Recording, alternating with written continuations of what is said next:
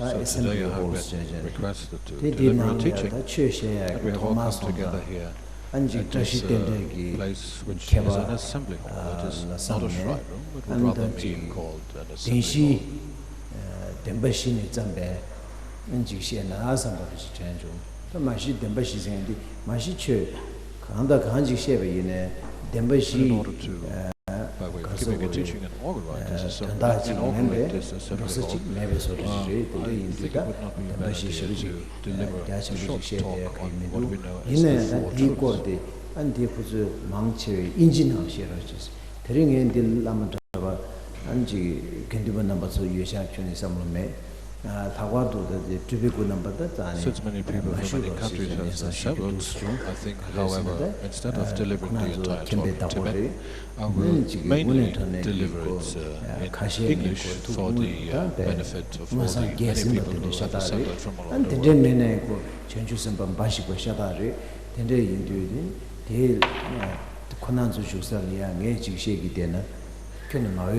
world. 근데 인도 촌에 집주 만나러서 이제 인야상 수도 좀 아니 되네 지금 가서 우리 디바 가서 긴dim바다한테 줘야다 So this teaching which we're about to listen to is at the very basis of that what is known as bodhicitta, as the enlightened attitude, or the enlightened mind. And as such, all of you have heard this teaching already many times. However, it always serves us well to be reminded of these very basic teachings, whether we are belonging to what is known as the ordained Sangha, or whether we are lay people, we all equally benefit from these teachings. It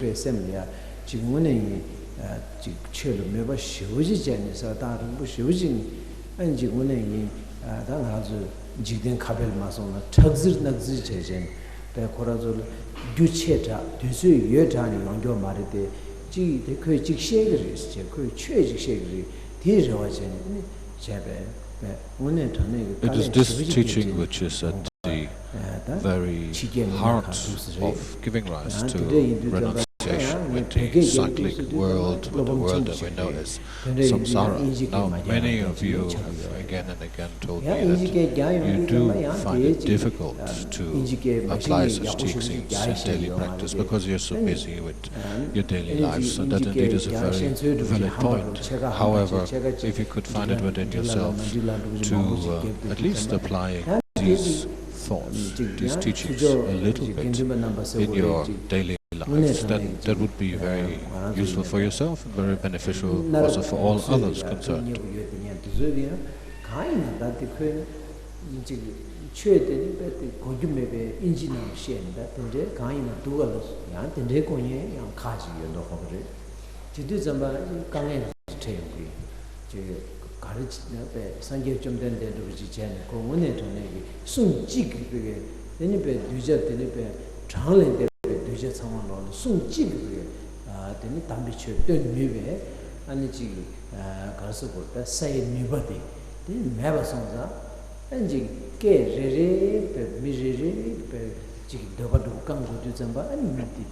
Now, when the Buddha himself was teaching the Dharma, it is said that he had the ability to teach the Dharma in such a way that listeners were able to understand the Buddha's teaching in their every individual language. Now, nowadays we seem to have lost that ability, therefore we have to deliver such teachings either in English or in Tibetan, or we have to employ the use of translators.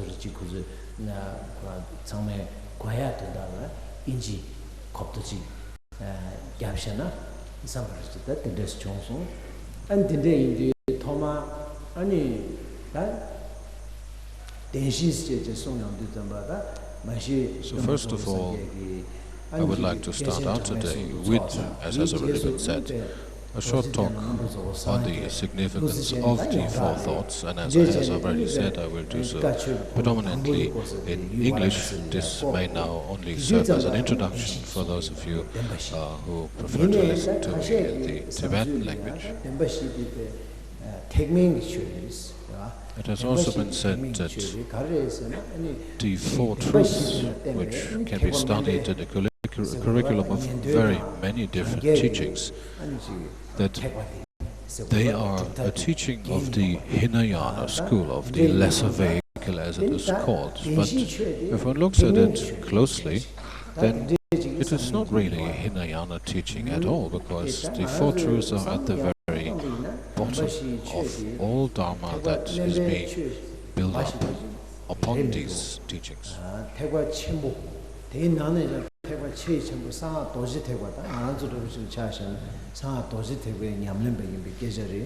In this regard, we speak of the lesser vehicle, the Hinayana, we speak of the greater vehicle, the Mahayana, and we speak of the so-called secret Mantrayana, which is also known as Vajrayana. Particularly that which we call the Vajrayana practice, of which there's so much talk nowadays. This is not a discipline that is easily taken up, and is not a teaching that is easily applied. It is rather a very difficult teaching to practice.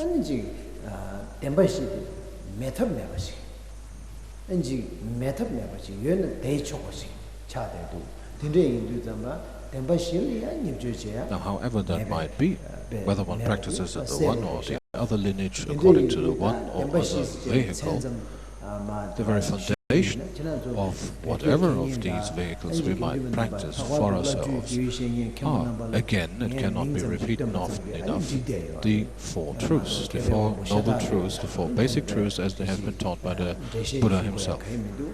So in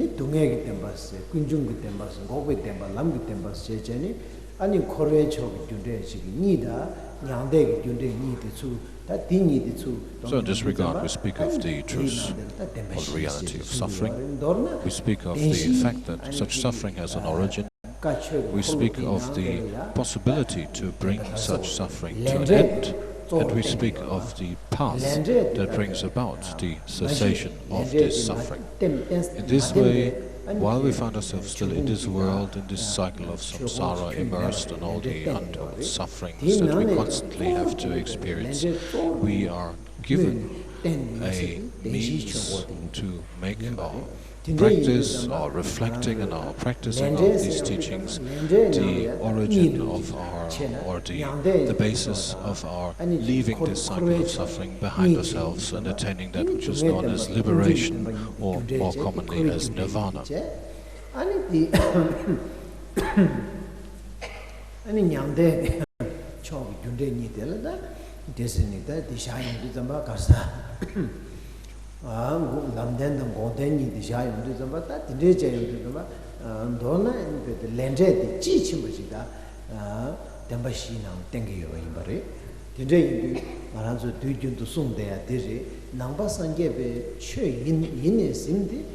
Particularly the third and the fourth of the four truths, which are known as the truths of bringing about a cessation of suffering and the path that leads to the cessation of such suffering, they are that which eventually allow us to bring about the end of the cycle of suffering and attain liberation. This is at the very heart of what the Buddha has taught.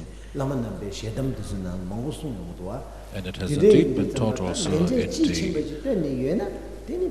precious words of many different masters, many different teachers who, no matter how they may present the teaching, invariably will start out with a presentation of the four truths, because they are the very foundation, and without such a foundation we would not be getting anywhere. Therefore it is of such utmost importance to be in the clear about these four truths, to have really understood, to have really internalized them.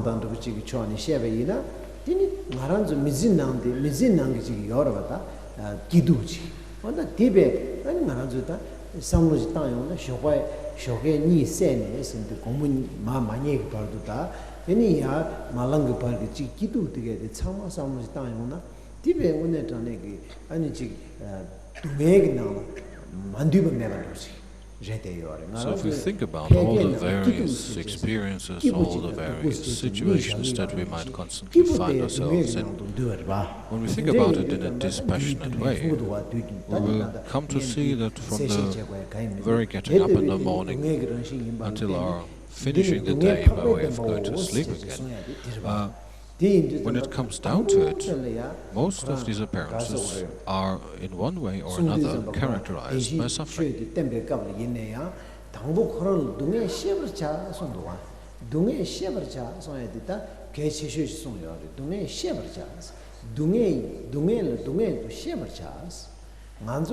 So when we speak of the suffering itself, that simply signifies the fact that all experiences are characterized in such a way, even if just their cessation is being regarded here.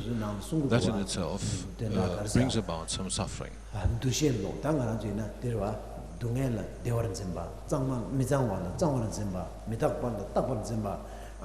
sentient beings, we are arranged in such a way that with our entire striving, with whatever it is that we do, we strive to bring about the experience of happiness, of bliss, and to the best of our ability, with whatever it takes, we try to avoid suffering.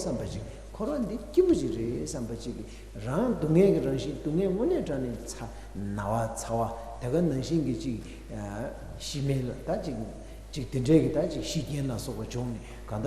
in this regard, all beings are similar. All beings, no matter what sort they might be, they aspire to happiness and bliss, and they try to avoid suffering. Yet, even though this is the case, even if not we ourselves might experience too much suffering, we still see others who, while striving for happiness and bliss, they actually do experience suffering instead. All sorts of sickness, all sorts of pain, whatever it might be. Even though they do not wish to experience this, they do very much experience such suffering, even though they strive to bring about bliss or happiness. Therefore, we might ask ourselves what the actual problem might be, and the answer to that question could be that the means that we employ to bring about happiness are obviously not very well considered means. They are wrong methods, and instead of bringing about the bliss and happiness that we aspire to, they cause us suffering and pain.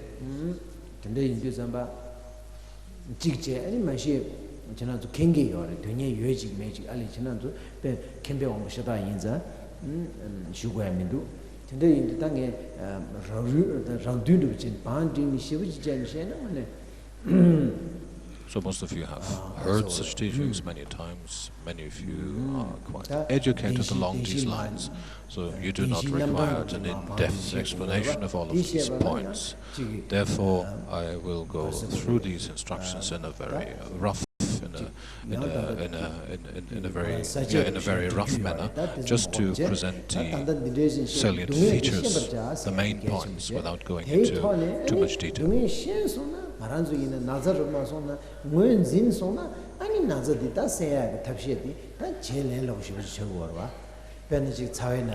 when it comes to suffering itself, which is at the very basis of these four truths, which is what these four truths are all about in the first place, then how does it come that we experience suffering?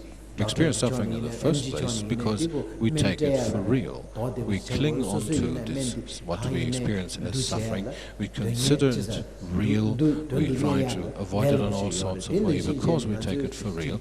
And as our experience is, it will just not go away. In this way, we could say that suffering is self-perpetuated.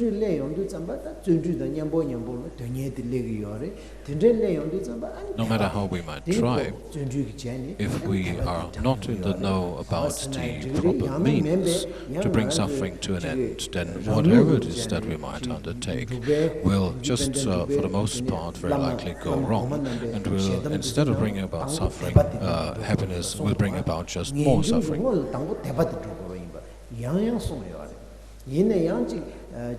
The first thing that we need to bring about, that we need to do to bring about a cessation of suffering, is what is known as renunciation, literally, which could also be translated as the resolve to leave this cycle of suffering, which is known as samsara, behind ourselves.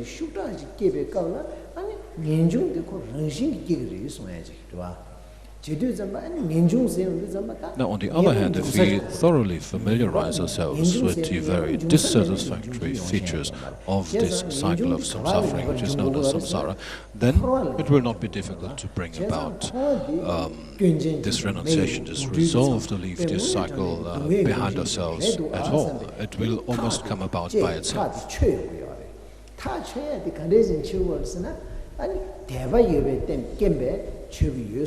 Deva yube kembe choya de karina debe ngo de kandre resna ba debe ngo de kaina gyuzen sheba de debe ngo yin songdwa gyuzen ma shebe deba de mi kwa sang sang shebe debe ladya ladak ma resma de ba mi kwa sang sang chene keps che shebe deba ji yorwa di deba de ladak ma res ba.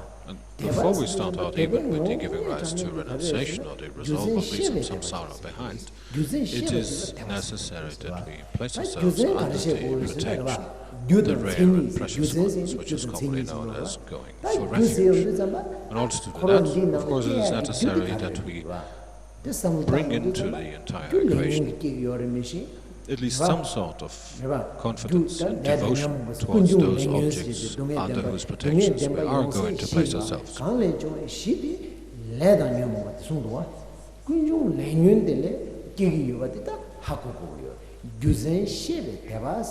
It is also necessary that we are very clear about the fact that whatever it is that we might experience in the way of suffering, in the way of negative experience, etc., that it is solely brought upon ourselves by ourselves. It is solely brought to bear through the fruition of our own negative actions that we might have committed in the past, either in this life or in a previous lifetime, and which simply come to the fore now, which simply come to fruition. It may very well seem as if others are involved in bringing about our suffering, our discomfort, but in the very end, if we look at it dispassionately, we will invariably come to the conclusion that it is only ourselves who have brought this about, no one else whatsoever. So all of that finger-pointing is utterly useless.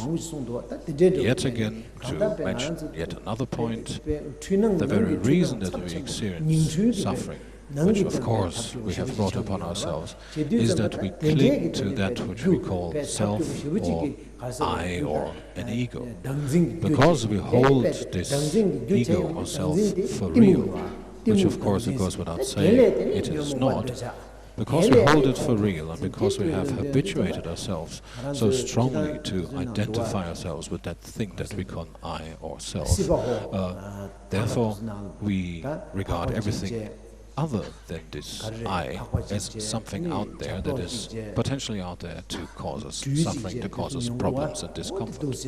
So at the very basis of this entire thing that we call suffering and everything that brings it about and the various ways in which it is experienced is this mistaken notion, this wrong idea of there being a self in the first place.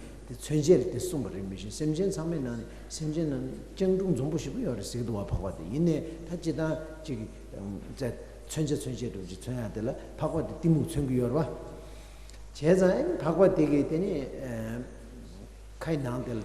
again is at the basis of that which we call ego clinging or clinging to self?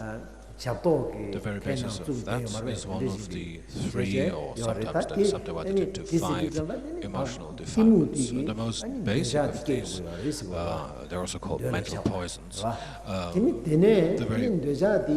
most basic of these mental poisons or emotional defilements is ignorance.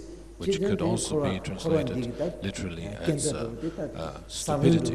It is the ignorance about appearances and phenomena, including our own selves, how they truly are. We have a fairly good idea about how they might be on the basis of how they appear to us, how we perceive them, but we do not see them how they truly are. The ignorance about their true nature is the very ground, the very origin of whatever experience, particularly in the way of suffering and discomfort we make.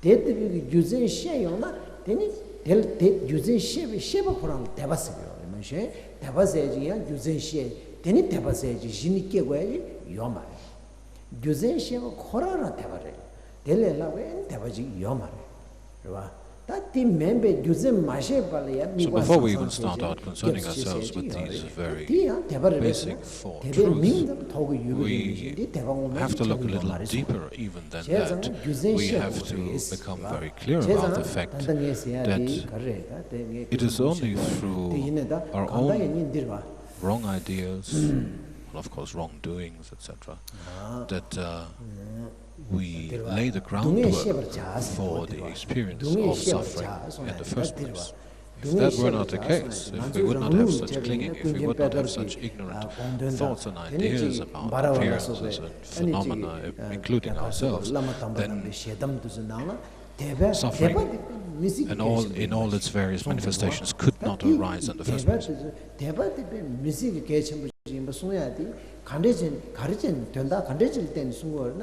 당부베 대바디 고베 유젠셰베 유젠셰베 대바 임바송자 된전도지 셴발 때네 산게 좀 된데게 당부 권한이도 동해 셰버자 송도와 가임마 송베원 당부 동해 셰버자 봐.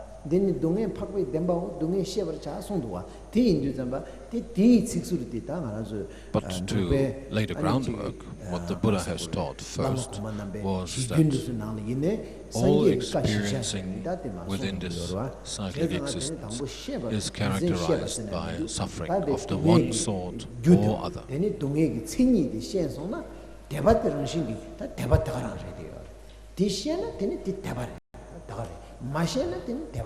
No matter how we might look at it, no matter what we might experience, it is invariably characterized by a negative experience, an experience of suffering, even if it is simply the suffering of the cessation of happiness or blissful experiences.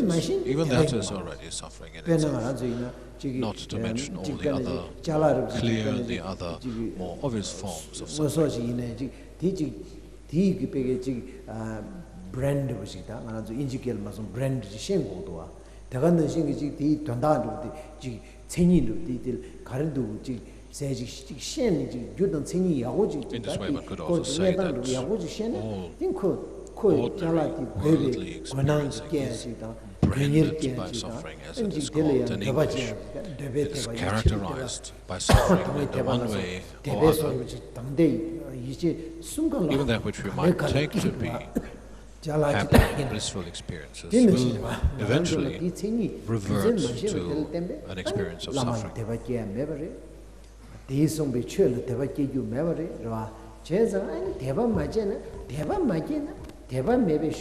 That is within the framework of the cycle of samsara, in which we constantly have been revolving since beginning this time. Therefore, having made these points very clear to ourselves, then eventually we will become tired of this cycle. We will become disgusted with this cycle, and we will eventually resolve to once and for all leave this cycle behind ourselves. This is what then gives rise to renunciation, which allows us to leave this world and its wheelings and dealings behind ourselves and to strive for something that leads us beyond this world or this cycle of suffering.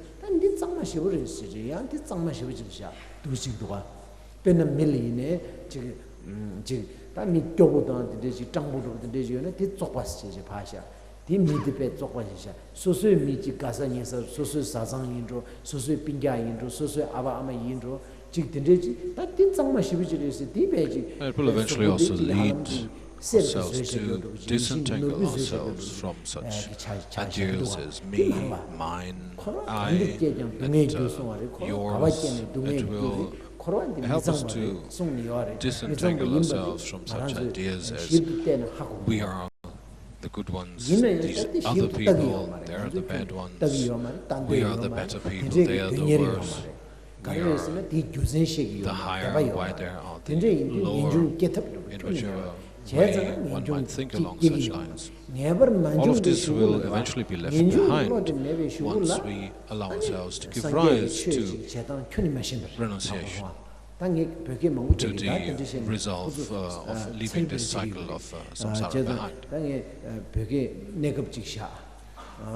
Now, I have been talking, even though I have said that we're going to deliver this talk for the most part in English, a lot in Tibetan, and I will momentarily cease to do so and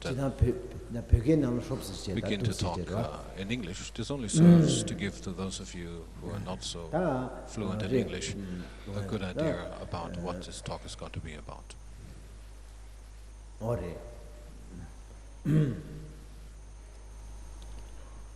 For those of you who are not able to understand what I'm talking about in Tibetan, I just wanted to repeat and also elaborate a little bit in English, even though I don't speak very good English, and my English is totally broken actually. But I hope that I can sort of express what I want to express and what I want you to know. The thing is that we were, just a while ago, we were talking about the suffering. We were talking about the samsara. Of course, I know that, many of the Westerners and some of the Westerners, and especially the newcomers, they're not really interested to hear about the suffering, because they think, if you talk about suffering a lot, it makes you more suffer. So therefore, preferably the listeners, like students, Western students or Eastern student, doesn't matter, newcomers, I think they prefer to hear about something positive, something happy. But unfortunately, if we want to know a little bit of nature, the little bit of nature means like a little bit about the nature of the world, nature of the samsara, nature of the universe. The nature of the universe is suffering, actually. There is no way to avoid it. The suffering what we are talking about is misunderstanding, actually. If you do not have total understanding of this universe, then no matter what you do, you will be in a cyclic existence of suffering. So you will be always suffering, no matter what you do, and no matter whether you really notice it or not. Sometimes you notice it, sometimes you don't.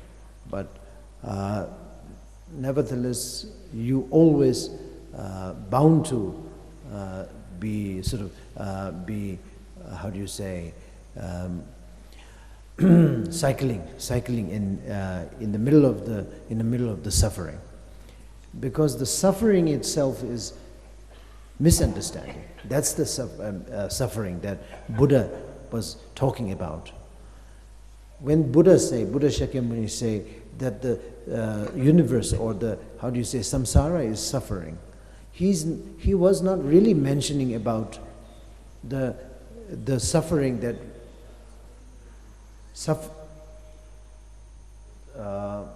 the suffering that we can see, that we can perceive. For example, death, the suffering of death, suffering of sickness, and suffering of getting old, and all these things are not the thing, not the how do you say, not a very important issue. It's, of course, it is a suffering, but it's a very visible suffering. This kind of suffering is, I think it's very visible for everybody. It is very obvious. So there is not much of point for the Buddha to repeat about this kind of suffering.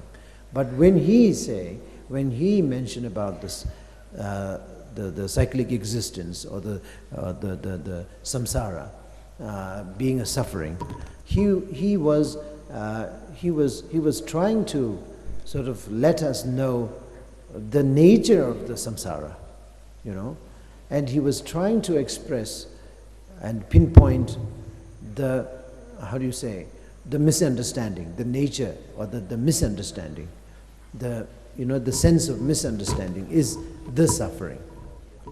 For example, if you do not understand, for example, if you do not understand that the fact that you have millions of dollars underneath of your floor, for some reason, underneath of your floor, you have millions of dollars buried. Somebody buried maybe a couple of 100 years ago. But now this property, the house, is owned by you. So you have this millions of dollars, or the millions of kilos of gold. You have it in just underneath of your bed or your ground floor, but you don't know. So you are suffering, from your poverties and all these things, and you have a lot of sufferings, but you don't know that in fact you are very, very rich, but you don't know. So this kind of misunderstanding causes a lot of problems, unnecessary problems. But the one time, or when you, when you approach or when you bump into a great master, and the great master shows you the wealth, that it's lying just underneath of your bed or the floor, then this is the day, this will be the day that you will never be suffering from the poverty, because you were introduced to the money, to the fortune. So until then, you have not been understood that you are, the fact that you are being rich. But then from that moment, then you are introduced to the fact that you are very much the owner of this fortune. So no longer suffering from the poverty. So this actually now, this border, this border of suffering of, the suffering of poverties and enjoying the richness. This border, this boundary or the border is understanding or not understanding. That is the border. So if you understand, then you have done the job. And when you are not understanding the fact that you are rich, then that is the period that you are suffering. So it's not a very big problem or very big trouble or very big philosophy to understand. There's not much of philosophy that you have to really go through. You just have to imagine, and you have to use your brain and intellectual kind of thing, like intelligence. You will know how the misunderstanding or not knowing causes tremendous amount of sufferings in this world. So usually I always say that, most of the sufferings what we are going through are very much unnecessary sufferings. It is not necessary suffering, it is very much unnecessary suffering, relevant, very much irrelevant suffering, not relevant. So therefore we have to understand, in that way we are quite lucky that no matter what kind of suffering we are going through, it is unreliable, unrelevant, or it doesn't really have that much of depth in it. It's just a misunderstanding. So the misunderstanding is the one that causes most of the big problems, most of the trouble. So what I'm trying to say over here is that, the suffering is one thing that you have to understand. What is suffering? What causes it? That's the thing. So the cause, the cause of suffering is the afflictive emotions or the defilements. And the defilement has three types of defilement. One is the ignorant, that is definitely the principle. And then the second is the attachment or the desire. And then the third is anger. So these three are the main or the principle, three principal afflictive emotions or the poisons, as if you like, you can say poisons. So these three are the main causes of the suffering, and because this the first afflictive emotion, which is the ignorant, which is ignorant. we call it ignorant because it is not knowing. It is just simply not knowing. So you don't know the truth of it.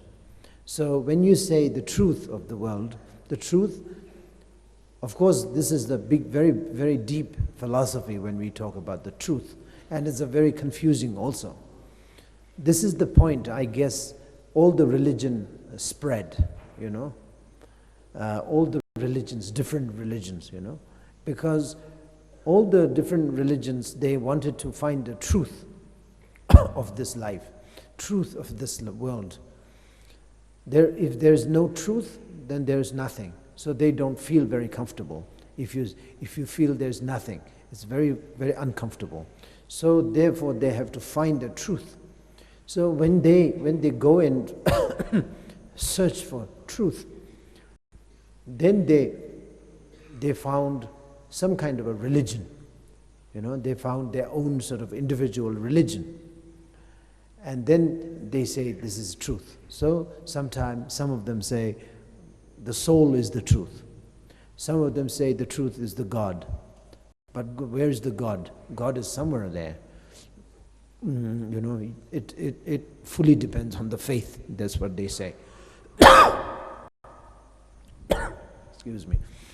And some definitely say that the God is somewhere. It's in the moon. Sometimes someone says the sun is the God. And many. So then when they found this kind of excuses to say, then it becomes a religion. It becomes a different religion, because different way of saying and believing, setting the belief. Then it becomes a religion, different religion. And of course it helped. It helped many people for many generations and many eons, if you like, So of course there's nothing wrong to believe in such kind of thing. Believe in God, believe in sun being a God, believe in moon being a heaven, and all these things. It does nothing wrong. There's nothing wrong with it. But in the Buddhist case, then the truth is, when you say, when you talk about the truth, the Buddhist says, the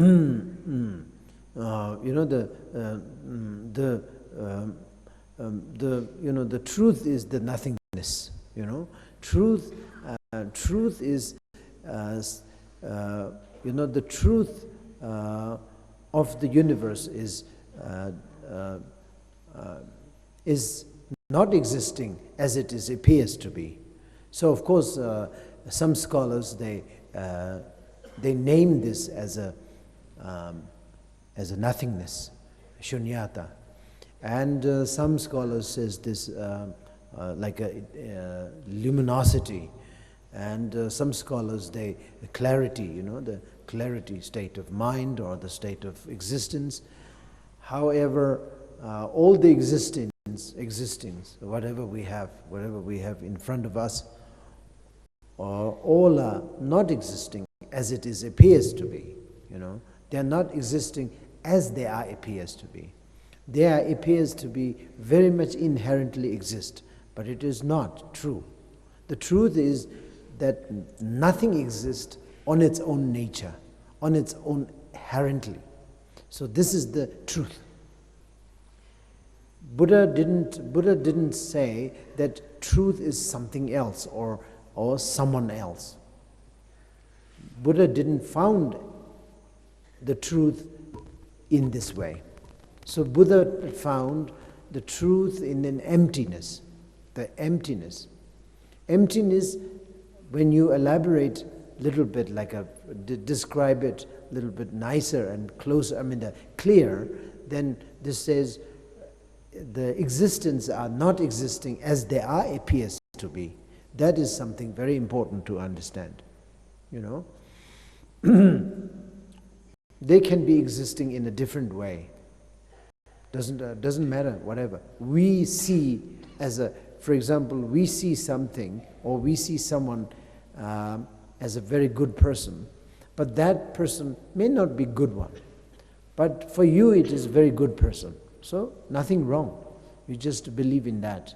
But it doesn't mean that inherently he is a good person. And also it doesn't mean that he is inherently he.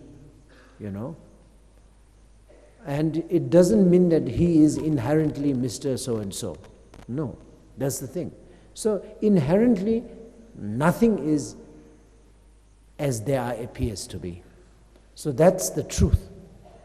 So if you know the truth, that truth, then it is you are breaking through the ignorant, the great barrier. It is the biggest barrier that we are facing, and biggest trouble. It is really the troublemaker, misunderstanding. That is the thing. What we can see, what we perceive, is for us, to us, it is very much inherently exist. This is what we perceive. And that is misunderstanding. That is wrong concept. That is wrong, totally wrong, if you have that concept. So this is what I would say, misunderstanding. This is what the Buddha would say, ignorant. That's the thing. So there is no other things that we can talk about ignorant. Ignorant, sometimes people think, people kick big fuss out of it. People kick quite a big fuss out of ignorant. And then they make so many zigzag on the philosophical basis. And then people get very confused. But it is not. It's just simply that we don't know what it is true. What's the truth? That's the thing. And in fact, it's not only we don't know, but we make something as if we know. So we tell ourselves that we know everything. We know at least this one. So you point this flower, that this flower is so and so. This is green, this is pink, this is red, this is beautiful, All these things are made up because you seize as it is, as they are, as you say. So matches.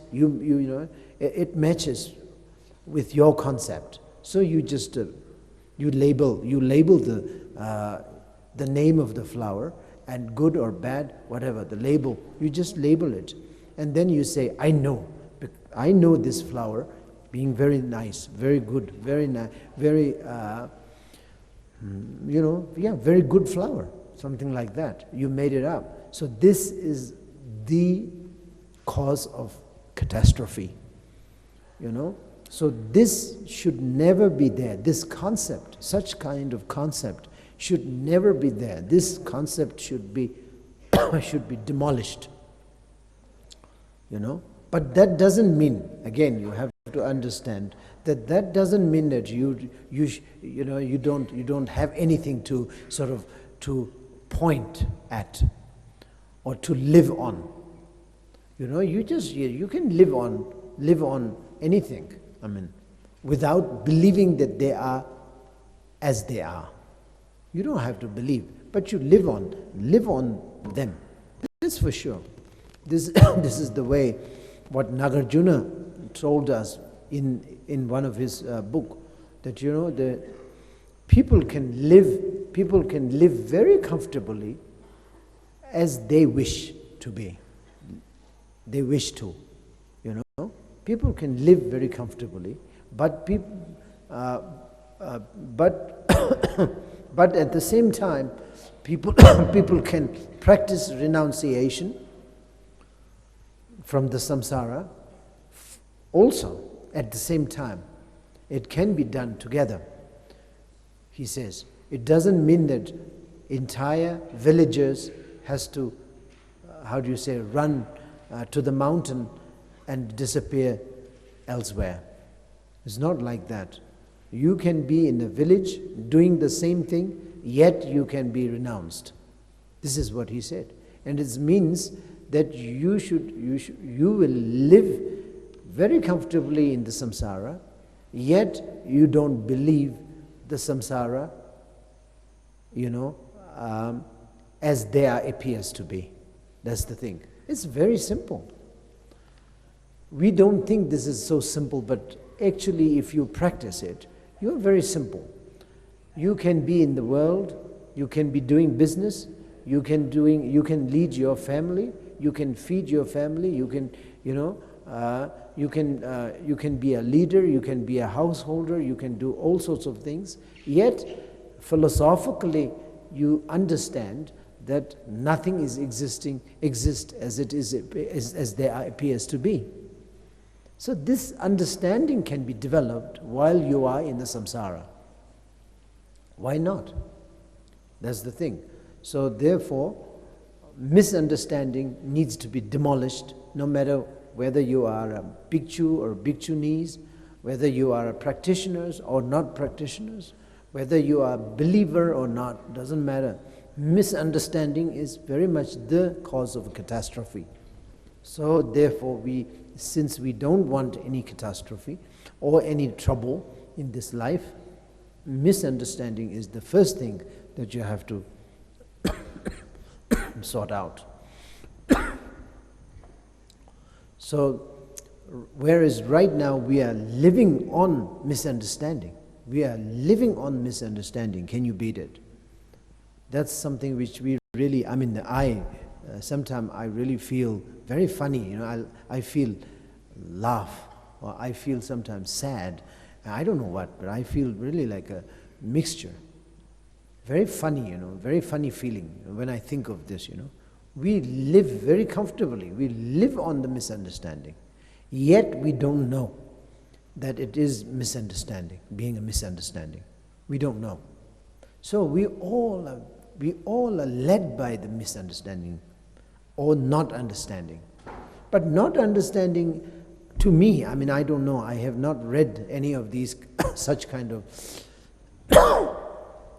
teachings in the book, but to my understanding, misunderstanding is more severe than the not understanding, I think. Not understanding can be the cause of a misunderstanding, but when you are in the midst of not understanding, I think you are kind of a blur, and it can be very harmless, quite harmless.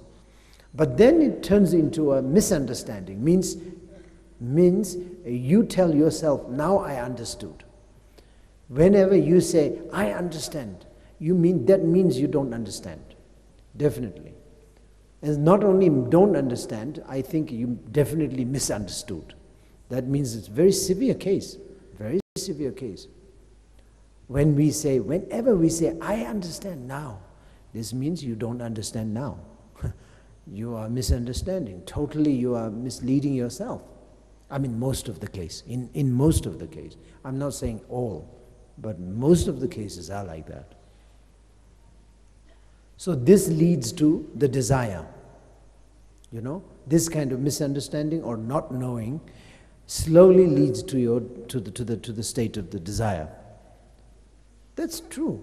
We are very much, full of desire. Because we have been saying for lives, generations, we have been saying, I understood, I now understand. Maybe not up until now I don't understand, but now I understood. So that certain that particular understanding, what you sort of claiming yourself understand, that definitely leads to the desire, because you understand. If you do not understood, then maybe that's what I'm saying, maybe that's quite harmless, because you don't understand. So it's not very harmful. But when you say you understood, that is very much harmful in most of the case. But actual fact is definitely you need understanding. No matter what, you have to understand.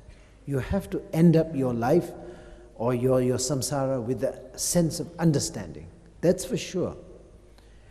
Enlightenment, when we talk of enlightenment, that is sense of that is the fully understanding, full understanding, fully understood, fully understanding state of the mind is the Buddha, is enlightenment. There is no other than that. Of course, then you'll have a great body, you'll have a great speech, and you'll have a great sort of omniscience and all these things. Yes, so many great things can be happened. But actual fact is understanding.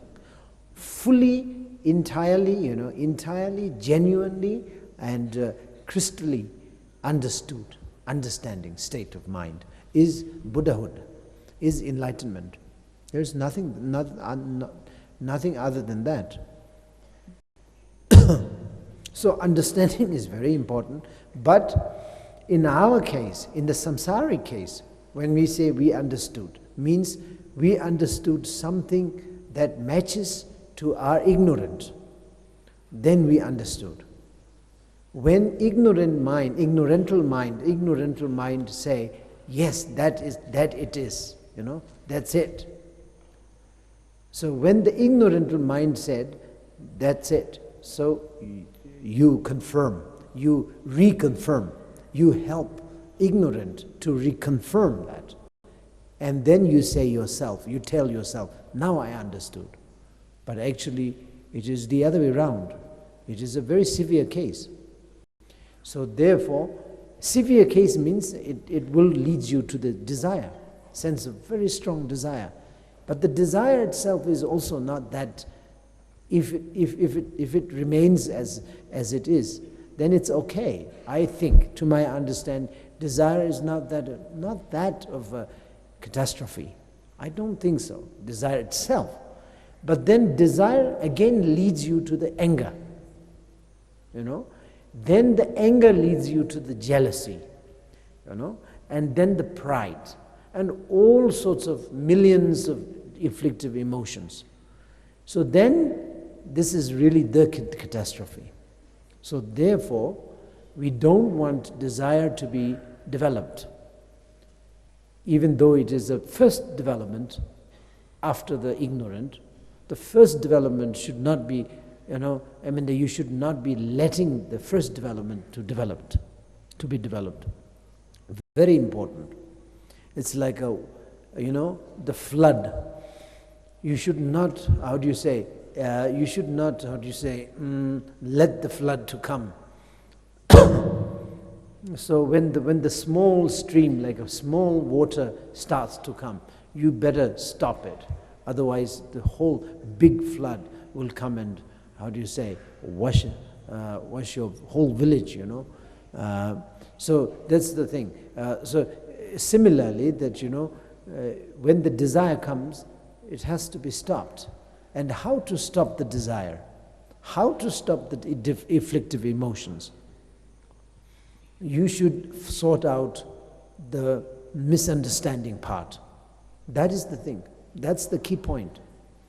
There are, even though, although there are many types of teaching Lord Buddha has been given.